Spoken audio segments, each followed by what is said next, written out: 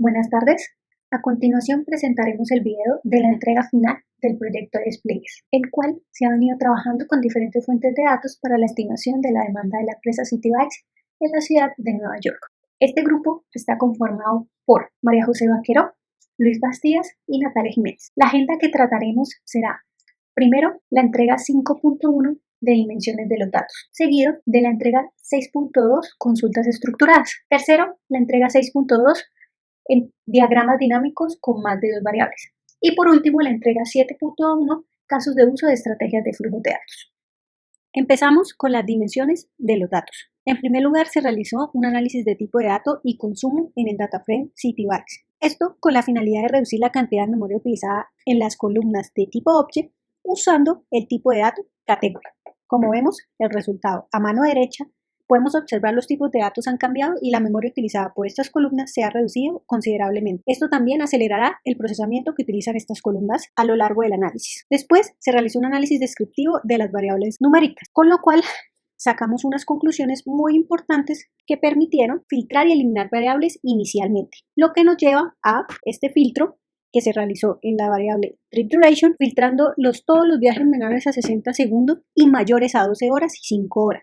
Como podemos ver en la serie de pandas, la mayoría de los usuarios tienen duraciones de viaje inferiores a los 1055 segundos, eso equivale a 17.76 minutos. Como vemos en la variable 2, también se filtraron todas aquellas personas mayores de 75 años. Esto con la finalidad de sacar todos los outliers que habían, mostrándonos personas de hasta más de 200 años, cosas que no tenían coherencia en el análisis. Solamente tuvimos en cuenta las personas que tuvieran una edad máxima de 75 años. Después presentamos un análisis exploratorio entre los datasets Citybikes y el clima. Entonces, a continuación, en la primera gráfica, a mano izquierda, se presentó los viajes realizados de acuerdo con la temperatura máxima entre los años 2013 hasta el 2020. Esta nos muestra claramente que el número de pasajeros aumenta o tiene una correlación estrecha con la temperatura, ya que en los días más calurosos es donde más alquiler de bicicletas se presenta y en los días más fríos más baja esa demanda. Y esta segunda gráfica a mano derecha, luego de realizar este análisis también, se pudo observar también que los datos del número de viajes están positivamente correlacionados, que en otras palabras eso significa que entre mayor sea el grado de temperatura, mayor será el número de viajes. Con esto confirmamos la hipótesis anterior, donde se intuía que la temperatura iba a ser una variable que influiría directamente en la demanda de las bicicletas. Una vez tenido ese pequeño análisis, se pasó a el análisis PCA entre el dataset de Citybikes y el dataset del clip PCA se hizo para el año 2019. Rápidamente, existían dos principales aspectos a tener en cuenta cuando se quiere realizar un PCA. El primero es identificar el valor promedio y la dispersión entre las dos variables. Como podemos observar, en el dataframe de la izquierda se puede observar la media de cada variable y el de la derecha la varianza de cada variable. Acá también se hicieron rápidamente unas observaciones, como que la media de la duración de viaje eran 13 minutos, la media de los pasajeros era de 41 años, la temperatura máxima de 68 y la temperatura mínima de 53. Y en la varianza también se hizo el mismo análisis. Una vez se entrenó el modelo de descomposición de PCA, acompañado de la librería Sklearn, pasamos a tener una interpretación de estos resultados. La influencia de las variables en cada componente se puede analizar visualmente con este tipo de gráfico de tipo heatmap. Entre más amarillo se vea, mayor influencia tiene esa variable en el componente. Una vez calculadas las componentes principales, se puede conocer la varianza explicada por cada una de ellas. La proporción respecto al total y la proporción de la varianza acumulada, esto nos dará información de qué tanto se puede explicar en cada una de las componentes. En este caso podemos ver que la componente 1 explica el 19% de la varianza observada de los datos y la segunda componente explica el 11%.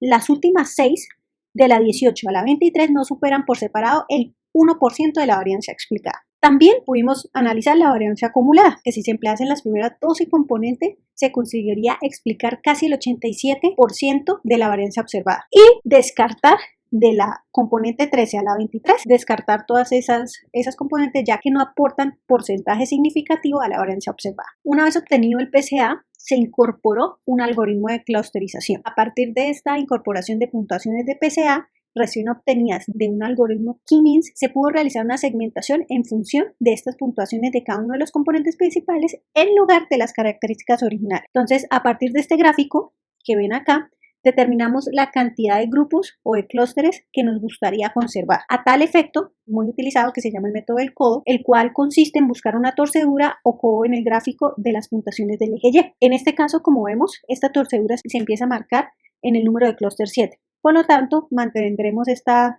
solución en 7 clústeres. Una vez esto, se procedió a crear un nuevo marco de datos, lo que nos permite agregar los valores de los componentes separados a nuestro conjunto de datos de segmentación. Las puntuaciones de los componentes se almacenan en la variable de puntuación PSA y estas se van a etiquetar como componente 1, 2, 3, 4, 5, 6 hasta el componente 12, que son los componentes que elegimos a partir de la gráfica de la varianza explicada y la varianza observada. Teniendo en cuenta esto, se obtuvo los clústeres y se pudo visualizar por medio de este plano 2D, en el cual en el eje X podemos ver nuestro componente 2 y en nuestro eje Y nuestro componente 1. Sin embargo, cuando empleamos PCA antes de utilizar K-means, podemos separar visualmente casi todo el conjunto de datos. Eso fue uno de los mayores objetivos del PCA, reducir la cantidad de variables combinándolas en características más grandes y más significativas.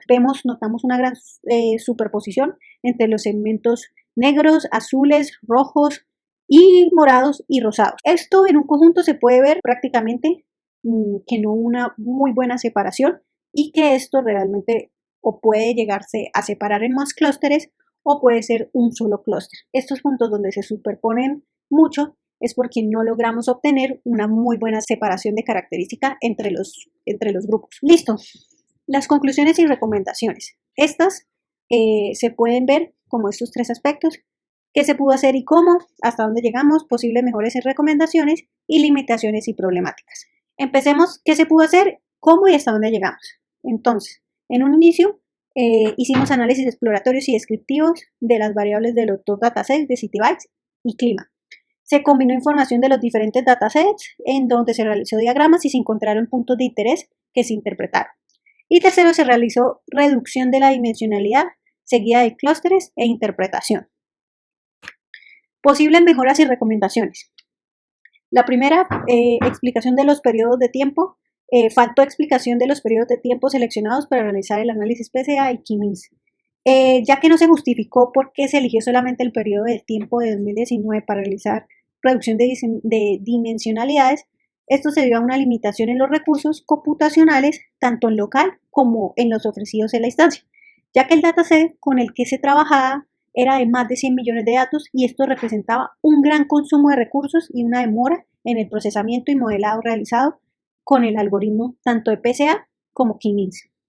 También se podría haber utilizado un algoritmo, ¿sí?, de reducción de dimensionalidad como el UMAP, ¿sí?, y comparar los resultados con el de PCA, ya que como sabemos este algoritmo UMAP siempre surgen nuevos métodos más eficientes que pueden dar una mejor reducción de dimensionalidad y explicación de las variables de los datos. También se pudo mejorar la interpretación del algoritmo K-means, ya que no se logró la separación total de los grupos o clústeres, ¿sí? Esto se pudo haber resuelto por medio del método de Delboy, en donde hubiéramos graficado no solo 10 clústeres, sino graficar más de 20 y poder identificar más notoriamente la torcedura del codo y la gráfica, y volver a entrenar el algoritmo verificando que esta vez sí hemos dado con la separación de todos los grupos, o en su defecto escoger la torcedura con apenas 3 clústeres que se veía un poco más pronunciada. Bueno, también se pudo haber probado más algoritmos de clústeres, tal como MinShift, DevScan, Expectation Maximization, Gaussian Mixture Models, entre otros, ¿sí? Listo. Y por último, las limitaciones y problemáticas. Entonces, en esta, la gran cantidad de datos que habían entre 2013 y 2020, ya que llevaba a más tiempo de ejecución en el entrenamiento de los modelos y procesamiento de los datos, lo que trajo a que se empezaran a utilizar muestras de un año y a realizar el análisis a partir de estas muestras. No había suficiente créditos en la instancia como para aumentar recursos en la instancia que permitieran trabajar más eficientemente y las instrucciones de cada semana eran confusas y no se entendía el objetivo de la entrega. Para el desarrollo de esta tarea y como parte del entendimiento del problema de negocio, se tuvo en cuenta los años del 2018 al 2020, pues el conjunto de datos completo era demasiado grande para procesar, por lo que se decidió solo tener en cuenta los últimos 3 años. Asimismo, por medio de las variables fecha, se unieron la información tanto del conjunto de datos de Citybikes como los del clima.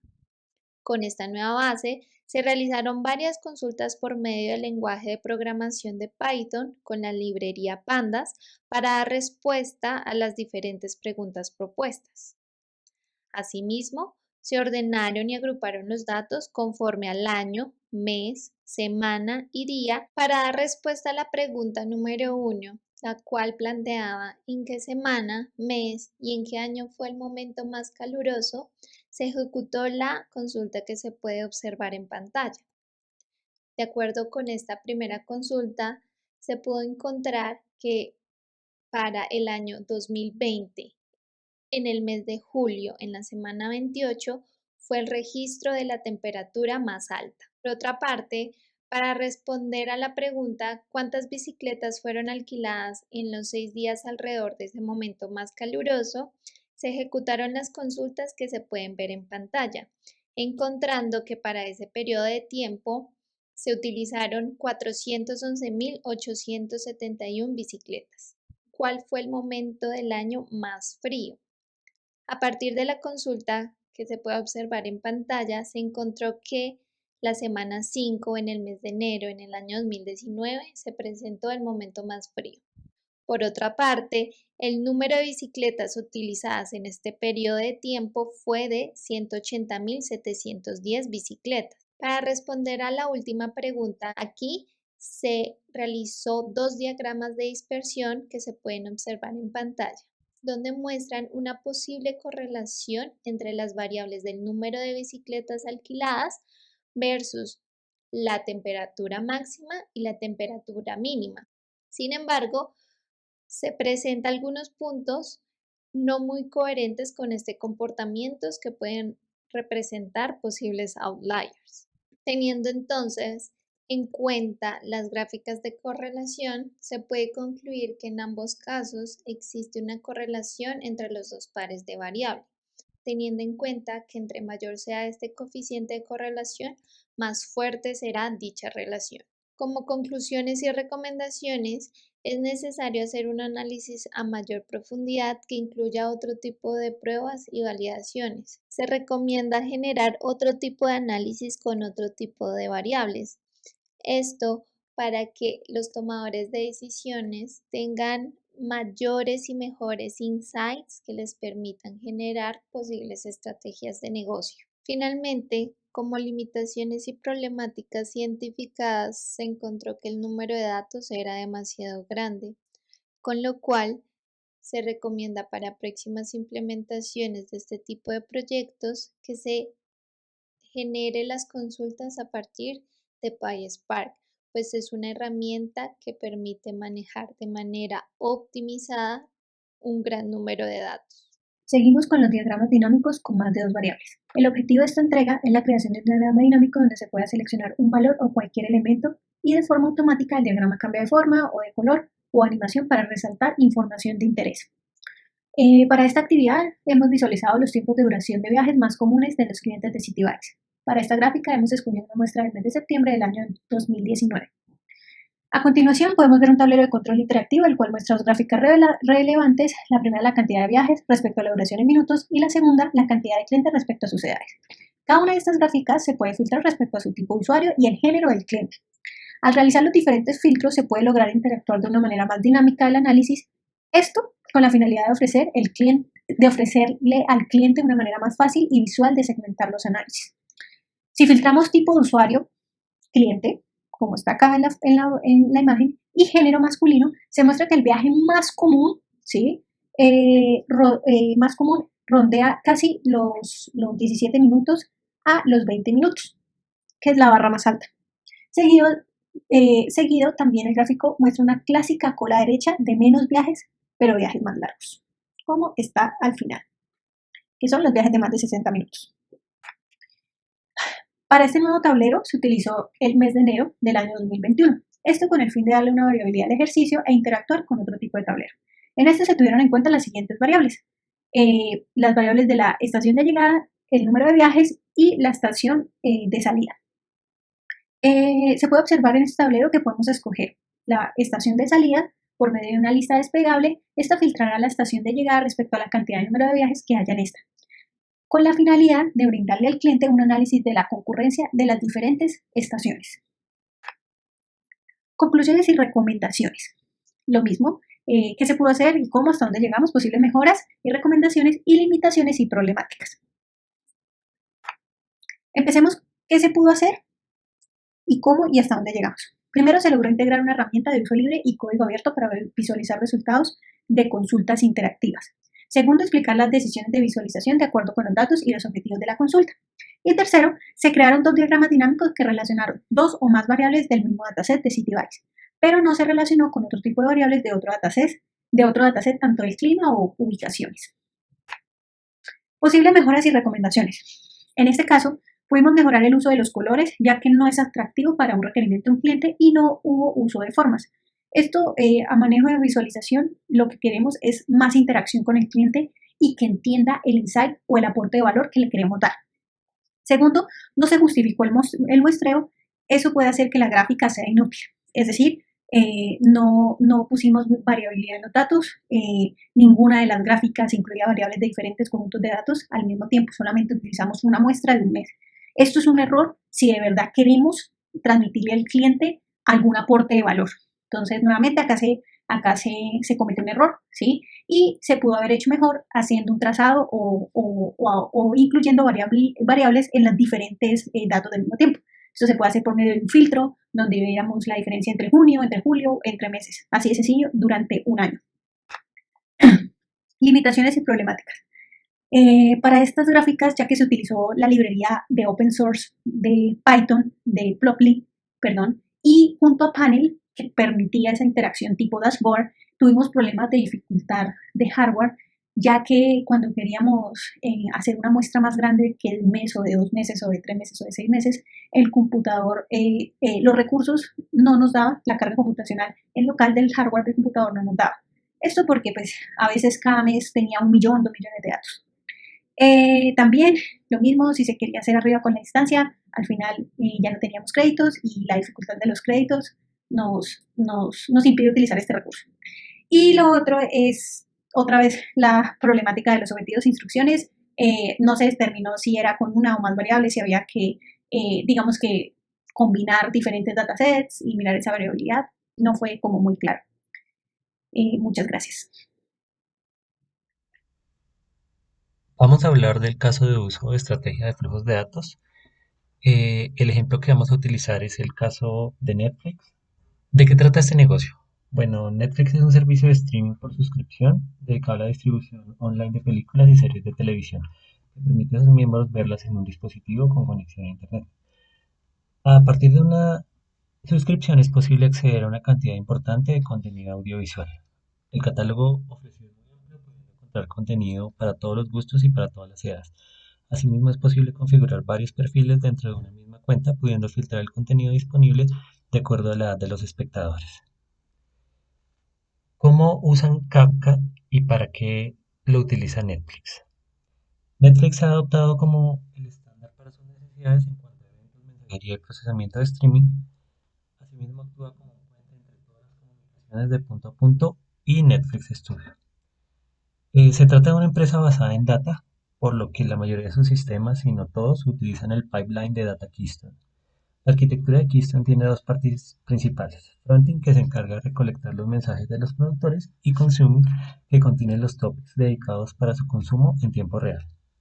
En Keystone se recolectan varios tipos de eventos: vistas de video, actividades de interfaz gráfica, mensajes de errores, rendimiento, diagnóstico y solución de estos errores. Keystone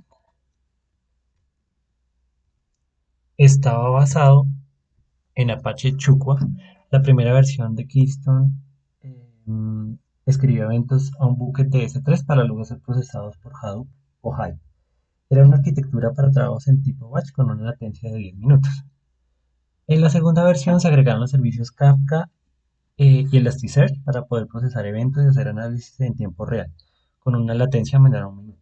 En esta arquitectura, varios streams de Kafka eran procesados por el router y enviados a otro stream de Kafka. En la tercera y última versión se suprime Chukwa y se opta por dos conjuntos de clusters, fronting y consuming, y permiten la gestión de data por dos caminos, una librería en Java y escribiendo directo en el clúster de Kafka. La mayoría de aplicaciones dentro de Netflix utilizan esta versión y una petición al proxy por HTTP que escribe en Kafka.